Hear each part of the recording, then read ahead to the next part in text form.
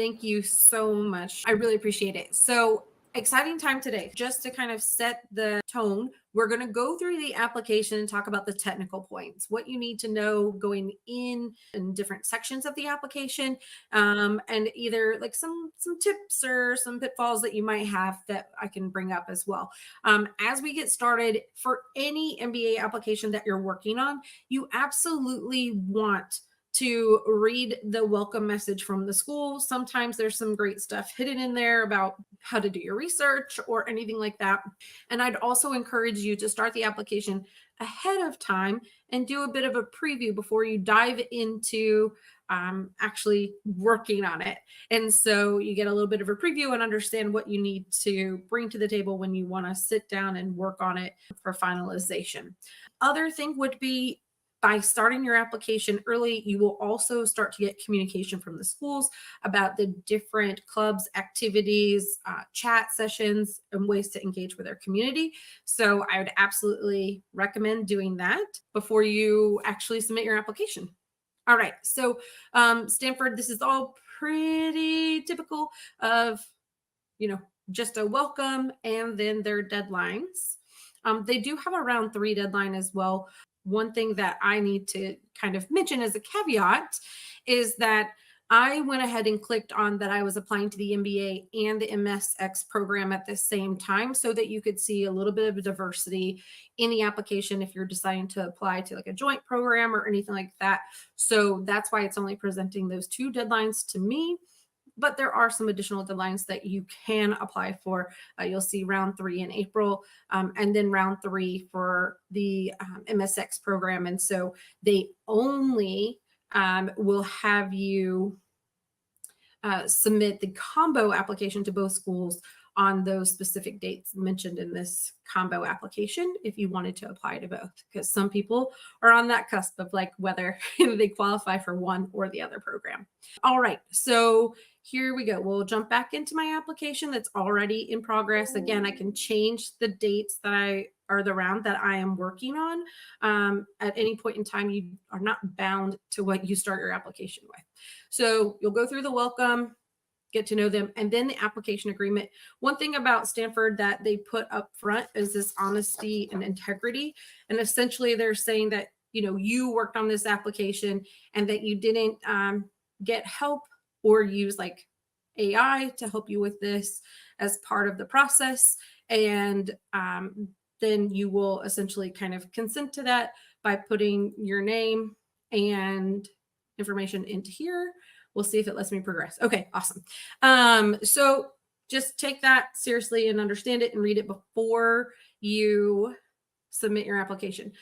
You might see me walking to the side or looking to the side because I have taken some notes to make sure I cover the biggest things for you throughout the application. So I won't spare you I will spare you the details of going through the basic data. I think you guys can do that all on your own. But there are a couple of things that you may be interested in hearing a little bit about when it comes to, at the bottom, they'll ask about gender identity and sexuality. Pretty much anything that's at the bottom of this application, your nationality, country of origin, passport, like that kind of stuff is technically not going to be taken into consideration when they're selecting candidates. There is an element of, they kind of want to make sure that they do have a balance of international and domestic candidates. So that part will come into play, but not necessarily all these other specifics. It's much more for reporting and understanding who their class is and how to communicate with you. So they do spend a good time asking a lot about your identity. And I would say that if you feel comfortable with it, absolutely share, because what they're going to try to do is connect you with people that show you how their community is embracing and welcoming, and introduce you to resources. So absolutely do that. The other part of this personal information is the additional context. So it's optional. You don't have to do this, but it's a great way to either talk about your background, any kind of challenges you had as, you were growing up in your experiences, and any sort of resilience. The other thing, like an example of this is maybe you were born in the US, but you moved to Germany and in high school, and then you ended up going to college in London. And so you're kind of a global citizen and don't have like a true identity of one nationality over the other. And so, that's why you would term yourself a global citizen. Like you could explain something like that, or anything that could be very interesting to the committee. I know a lot of candidates potentially go to boarding school, etc., abroad, or things like that. So you can share that information there. So family information. So this is where they want to get to know a bit more about you. They want to know if you have a spouse or a family member coming with you, or they're applying to the MBA program. All those types of, all this data kind of helps them with getting to know you, and again, connecting you with the right people and resources. So you can easily add a family member here. You do not have to go and exhaust through this list, but it's up to you as to who you want to include and describe in your application. There's no right or wrong list. Most MBA programs in their application do ask about your parents, and whether they were, they completed or started college, and giving them a little bit of an understanding if you are like a first generation college student, that kind of stuff. So you can kind of share that here. They also want to know if you have any connections to the school, as far as if anybody works at, attended, or graduated from GSB, not Stanford, but GSB. So pay attention to that if you want to add it. All right. Now we're going to move into the application info. So miscellaneous considerations. So obviously, if you have applied before, you want to be able to click this yes button. These applications are quite dynamic. So clicking a specific radio button or something from the drop down will change what you see in the application. We're doing a pretty generic version of the walkthrough today. So if you have something special about your program, you're choosing dual degrees, the Knight Hennessy program, anything like that, there's going to be additional prompts that will come up related to your specific choices. So if you are reapplying, they're going to tell them what you did apply to in the previous time and the years when you did it and what was the decision. And then they also want to know if you're a current or former student of Stanford, and then if you're in the military. So this one is specifically for U.S. military. If you are in the military from another country, that's something you want to I recommend that you include in your personal information or your employment information and or on your resume as well. And then here we go with the joint degrees. So if you want to apply the Harvard Kennedy School or the Knight Hennessy program, this is your section to where you're going to be talking about this. So dual degrees here, and you're going to tell them about your status and how you feel about it, where you're at in making those decisions. Then there are fellowship opportunities specifically for the MSX program. Again, I'm doing a little bit of an extra by doing the dual application. So it'll tell you what this relates to. So for the MSX, there are fellowship opportunities. You want to share what you are most interested in and how you plan to fund your degree. Now, they again ask if you are planning to apply to the Knight Hennessy Scholarship Program, which is open to all GSB candidates, then you would make sure you put your scholarship application number in here, and it has a separate application and due date of October 9th. So that's all something that you want to make sure that you have buttoned up before you submit your application. Next is about any sort of affinity group that you are part of or applying to the program through. And essentially what this is going to equal is likely a application fee waiver or discounted application fee process. And so by checking these, it will definitely help you with that process if you are part of them. If you don't know if you're a part of them or if you should join them, then I would absolutely just take this list and search every single one of them and see if you can be a part of them, because they do help with your MBA applications. The consortium is for candidates that are advancing people of color and Latinx or Hispanic or Native American. Forte is focused on women. MLT is very similar to the consortium. RAMBA is reaching out MBA, so for the LGBTQ community, and then there's a couple others here. Beyond that, we'll move on to some other basic information, your location, deferral eligibility. So you should not be asking defer unless you are doing the deferred MBA admissions process. So if you're wanting to apply as a high school or as a college senior, then that's the only opportunity for actually deferring. Beyond that, you can't really defer. And then the next part is, how have you interacted with our community? What kinds of activities have you attended or participated in? And this is, they want to know how you've done your research. And so you can kind of click all that, apply. I know that this specifically relates to the MSX program, but you can also make sure that you do the same for the traditional 2-year MBA as well. All right, so moving on to applications. So in this section, they're going to want to know a bit about institutions that you have attended, as well as your grades, etc. So you're going to fill this all out in your graduation date, level of study, and then you will also upload a unofficial transcript. You don't have to send officials in until after you are actually admitted. So that'll be part of the process. You may be asked about your GPA. If you have a GPA outside of the 4.0 scale that the US uses, you'll be mentioning that, or you may have to round your GPA to the closest similarity to the 4.0 scale. And for those candidates that are that have that background, I will say that you want to try your best.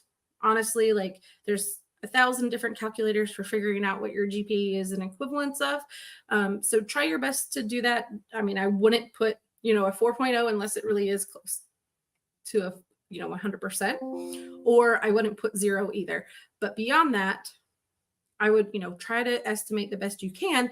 When GSB receives your application, they're going to take their own calculations. They're going to put together different calculations of your quantitative coursework, analytical work, etc., your upper division courses, all that kind of stuff. So they're going to do their own calculations. So you don't have to worry as much that it's not 100% correct. They will be doing their own calculations to assure what you're saying is accurate, and that it's translated for the actual admissions committee making the decisions. The other thing that they want to know is if you were a first-generation college student, so you can kind of share that here. And then this disciplinary action, if you are checking yes, they give you a box. I would say consult with somebody before you fill that box out to get just a little bit of advice about how you can answer those questions. And then they ask you about how you funded your undergrad. So it's interesting that they're doing this because it will factor in potentially to scholarship.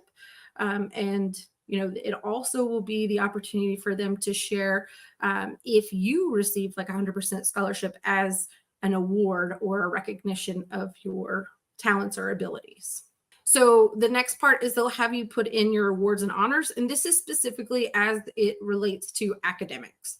So there's going to be another section for you to do community as well as professional. So this is strictly academics. And then they do give you an opportunity to share any other coursework that you've done. Certifications, I would definitely use this space instead of listing 5 different certifications on your resume. Save the space on your resume and put it in the application form. Anytime you have the ability to put it in the form, then you give yourself more space to put qualitative information for the committee to be able to get to know more about you. So if you take MBA prep classes, the HBS core, anything like that, it definitely gives them the opportunity to see your academic readiness for the program, especially if you have a little bit of a lower GMAT or GRE score. You can always counterbalance this with like an alternative transcript, etc. And this is where you would put that information. Languages, another great opportunity to save space on your resume. Put them here. Don't put them on your resume. You don't need to. Awesome. Okay, everybody's favorite section, test scores. Yay! So it is required that you take the GMAT, GRE, or for the MSX, you can take the executive assessment. And so you do need to submit your scores. You're going to be submitting your, you're going to upload your score here. And then once you're admitted, you're going to self-report their scores here. And then once you get you are going to send them officially to Stanford as well. So some schools don't require officials, but it looks like Stanford does want them to be officially sent to them. So have that completed. And the same thing with English proficiency. So they do have some caveats as to whether you need to complete an English proficiency exam or not. And you can read all the details via this link and decide if it's something you need to do. And you'll add your test here. And then the other thing is I have taken the GMAT or GRE more than once. So I don't think that this technically matters as much. Like, I don't think it's going to change your outcome of like whether you're admitted or not. What it does is, you know, let's say that you have a low GRE score, or GMAT score and a high GPA, and your story that you're sharing is, you know, academically, I'm ready. Exams don't necessarily share how I perform on a normal basis. You can look at my GPA and see my performance. Whereas, you know, in a flashpoint on one day for an extreme test, I didn't do as well. And I've tried it multiple times because I'm committed to this. And that's, you know, what they're going to see if you've taken the exam more than once. And you can share those test scores as well. Everybody has their own strategy and opinion about whether you should or shouldn't say that. In the end, for the most part, MBA programs can actually check the system. So my advice is always to err on the side of truth, because there's obviously some checks and balances, and they can reach out to GMAC. They actually have a portal that they can log into and see and verify your scores. And they'll also see number of attempts, not if you discarded your scores, that kind of thing, a little bit different in that way. All right. So next, we're going to move on to activities and interests. So here's a really fun and exciting part, is that you get to add activities during and since college. So this is an opportunity to share an activity that you were part of, and what kind of role or leadership you had. They do, I'm trying to look and see. One of the schools, I know that this section said it's, I guess, the quality of your experience, not necessarily the quantity. So you don't want to add 10 different things that are general membership. You want to add things that are relevant and make sense and demonstrate your teamwork, community service, your leadership and ability to lead a team or anything like that. And it doesn't have to be community related or like to be like volunteer experience. If you are part of like a rec soccer league and you organize the team and you're the captain, awesome, use that. That's great, because that's what they're looking for in these activities, for them to be able to see what you do outside of your day-to-day, what kind of capacity you have, and then extra leadership or involvement, not necessarily like community service, but in your community, if that makes sense. They want to see what kind of student and person you're going to be as part of the cohort. All right, moving on. So if you have any honors or awards or recognition socially, this is the place to use it. Remember, there was one of these sections academically. There's one here socially, or kind of as it relates to these activities. You can add it here. And then you'll have one for your professional section as well. All right. Okay, so we're going to move on to professional experience. And so, yay, resume, all that fun stuff. So word of caution, when we talk about employment information and putting it into the system, I would try to be as accurate as possible, because later on, whenever you are admitted and they are doing the background check, if things are amiss, then you have to resolve them with the background check company, etc. And it just is not super fun. So put the work in now to get it correct on multiple applications, and then you don't have as big of a problem. So the things that they're going to be most concerned about is, the starting month, ending month, and salary and title.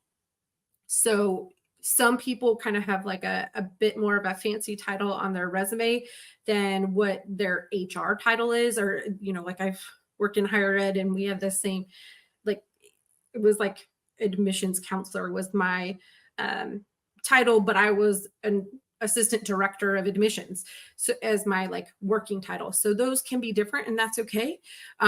So just make sure you put the HR title in your actual work experience in the form, because later on when they go to fact check that, it needs to match or be pretty similar. All right, so they're going to ask you about years and months of work experience, and put that in here. And this counts as time that you started working post graduation from your degree. And so you can't count if you started working full-time at the company a month before you started, or the internship rolled over into a full-time role, anything like that. It has to be when you graduated on. And then they'll ask you if you're currently employed. If you're not employed, be prepared to use the optional essay to tell them why not. And in your current or most recent professional role, which of the following best describes your position? So this is them looking at your management and leadership experience. And it's okay if you weren't somebody who was a direct team manager or leader, where you don't have like a director title or anything like that. It's okay. You can still demonstrate your leadership in your resume, and in your, I don't want to say responsibilities because we don't really use those, but you want to use your accomplishments and how many people were on the team or the team that you led, or if it was indirect, you can also reference that as well. And then this asks if you have any gaps of more than 4 months in your resume. And with COVID, this happened a lot. Layoffs, everything that's going on. So it's totally fine. Don't worry about it. You just need to matter-of-factly write from September 2020 to January 2021, I was unemployed because of layoffs. That's it. You don't have to write anything crazy or anything else like that. If you have questions about that, please let me know. I'm always here to help. All right. And then, have you been disciplined or involuntarily terminated? So if you answer this, then you want to give them a reason as to why. Again, I would consult somebody before you fill that out. And then you're going to go into your work history. The only people that don't have to add anything here would be people doing the deferred MBA. And even with that, they have kind of some caveats for deferred MBA and how you would actually put them into the application form. And then uploading your resume, I would highly recommend that you do it via PDF. And that would be so that the formatting that you work so hard on doesn't get lost because of Word and all of its funkiness, or Google Docs, etc. You want to use PDF so that's all there. And then again, you have the ability to fill in any awards, honors recognition, spot awards, I forgot, pat on the back is like a couple of other ones that I've heard. So you want to use that here, put them there. And then the next thing is they want to know what your short-term and your long-term goals are after GSB. And then also with the MSX, they want to talk about how you plan to get your job after you graduate, because you're going to be looking for like a senior mid-level role instead of one that's like freshly out of a full-time MBA program. And then what best describes you. So you pick one of these. And then beyond that, what industry do you want to be in and what function? So you have a lot of options here. Definitely pick something. Don't leave it blank. And make sure that it aligns with what you said above as far as what your goals are. And then also matches up with your essays. All right. So now we're moving on to essays. Yay. Again, we're not diving into the specific essays themselves and what it should entail or include, but knowing that GSB has a bit of a different format. So So they are going to give you some guidelines that you can follow, but don't have to. So 1,000-word limit, and then they recommend that you answer both of those questions within 1,000 words, and they recommend more for what matters most and less for why Stanford. So this is your opportunity to express both of those, and you can use whatever sliding scale you want out of the 1,000 words to put it in there. And then they do give you specific guidelines for how they want this to be formatted, double-spaced, number all pages, upload the document includes both essays. And so, make sure you follow these directions, because if you don't, it is a data point for them to consider as well. Okay, so the next section. So it says short answer questions are optional. No, they're not. If they're giving you an opportunity to share more information about you, use it. This is Stanford. You're applying to one of the top MBA programs in the world, one of the top universities in the world. They absolutely need to know more about you to be able to make a decision about why you're a good fit. If you don't take the time to add in these optional essays, then it gives them a data point to say, well, then if there aren't any examples, that's interesting. Or if you didn't want to put the time in to put them there, then that's also interesting. Okay. So the question is, think about a time in the last few years when you've created a positive impact, and that can be professional, extracurricular, academic, or any other setting. And they allow you to use 1,200 characters per example with a limit of 3. So you would add another one, and then you submit. So it's just a text box. So anytime there's a text box in an application form, you want to go and write it in Word, make sure, or whatever editing tool you use, make sure to proof it, check it before you copy and paste it into the application for submission. But that's what you need. You need to take these serious. They're not really optional.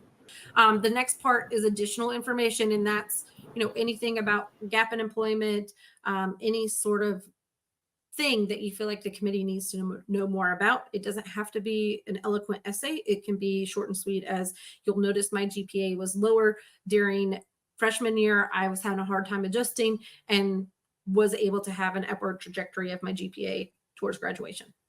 Something like that, and it's short, simple, and sweet. But that's your opportunity. Letters of recommendation, 2 things. One is that they tell you who they want it from. And then 2, you would add the recommender here, and it does not get sent to them until you push the submit button, send to recommender. So don't feel like you have to submit the application for it to be sent, so you can send it before then. It needs to be submitted by the deadline as well. And then they do have a space for, if you're not using your current boss as a recommender, telling them why. And then the other thing would be, it does ask you in the form if you would want to waive your right to review it. I recommend waiving it, because otherwise it means that if you didn't get admitted, you'll come back and look and read the letter of recommendation and point the finger at the recommender and be like, why did you write this? And, you don't want that. And you want the school and the recommender to feel comfortable that the person you selected is going to write something that is positive value add to your application. All right. And then you will proof your application and you can submit it from here. Woo! All right, Shrushi, what questions do we have? All right, yeah. So can you talk a little bit about the R1, R2 versus R3 deadlines, and if they hurt their chances by applying to one or the other? So typically there's not that big of a difference in round 1, round 2 for admission and or scholarship, unless there's something very special about it. Certain schools, yes. If they have early action, etc., that's definitely something. But beyond that, they're going to allocate about the same amount of seats to round 1 and round 2 for even a proportion of an audience, whether you come from an overrepresented population. It's still they're not going to admit every single Indian that there is during round 1 and then not admit any Indians in round 2. You're still going to have high chances round 1, round 2. And do you have any advice for reapplicants? Yeah, so they really want to know what the difference is between your last application and your current application. What has changed between then? Scores, work experience, projects, accomplishments, a change in your viewpoint of, career goals. That's what they want to know is, we didn't pick you last time and that application wasn't successful. So what has changed since then? And yes, you should update or refresh your essays. Don't submit the same exact essays the next time. Thank you, Jen. And one more question about the test scores. What do you mean by a low GMAT or GRE score, and is there a cutoff point? Okay.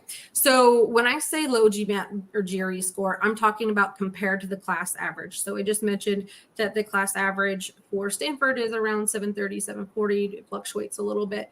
And so if your GMAT or the equivalent of the GRE score is a bit lower than that, then you're considered at the low end of the bell curve when it comes to exams. And so they may question your academic readiness. It is only one part of the application that they're looking for to get that information. So you can help supplement that by, if you had a high GPA and a quantitative or a STEM background, that's helpful. If you have taken additional coursework, or you have a highly quantitative and analytical profession, then that's another way that they can affirm that you're ready for the program. If your GMAT GRE score is lower, and I would say that they typically have about a 30-point window that they'll fluctuate on GMAT. It's a little bit different on GRE, like 5 points. But, if you're outside of that 30-point range, then that's when either you should consider retaking the exam, taking another exam, or being able to supplement your score with some other, like an alternative transcript, like taking Coursera classes or even classes for credit in quantitative fields to, again, prove your readiness. Does Stanford prefer candidates with entrepreneurial background and as a post-MBA goal? So it's not like you have to have it. It is that it's a good fit for you if that's something you want to do.